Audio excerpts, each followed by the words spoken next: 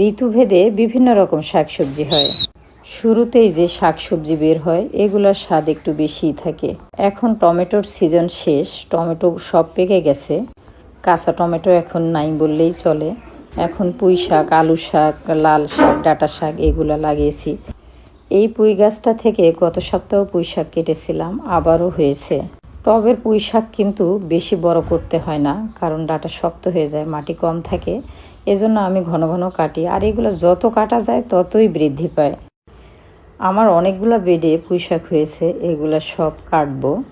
অনেকে মায়া করে কাটে না, তখন কিন্তু শাকটা আসলে বাড়ে না। এই যে ছোট গাছটা আমি কেটে দিচ্ছি, 1 সপ্তাহ না যেতেই গাছটা কিন্তু আরও অনেক লম্বা করে আগা বের হবে। পুঁই শাকের জন্য কিন্তু বেশি মাটি লাগে না, এটা অল্প মাটিতেই হয়। যারা ছাদ বাগান করবেন ভাবছেন তারা অনেকেই মাটির জন্য ইচ্ছা থাকলেও বাগান করতে পারে না। আমি কিন্তু শুরুতে 1 ভ্যান মাটি এনেছিলাম, এখন আর আমার মাটির অভাব নাই। আমি ওই মাটি থেকেই আস্তে আস্তে মাটি বৃদ্ধি করেছি। প্রতিদিন রান্নাঘর থেকে যেগুলো ওয়েস্ট বের হয় আমি সেগুলো অল্প মাটি দিয়ে ঢেকে ঢেকে পচিয়ে আর একটা করে বেড তৈরি করেছি।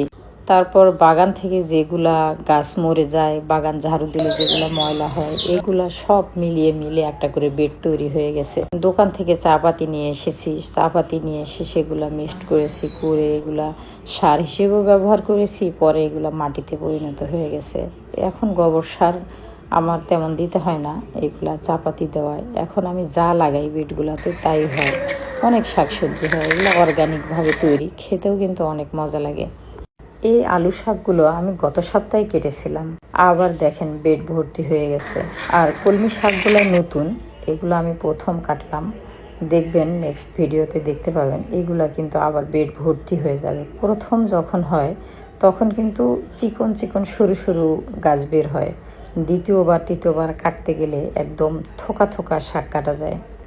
মরিচগুলাও পেকে যাচ্ছে, কারণ বৃষ্টি হয়েছে, বাগানের যা ফল ছিল শাকসবজি সব কেন যেন পেকে যাচ্ছে, আর গাছপালাগুলো নতুন শাখা প্রশাখা গজাচ্ছে।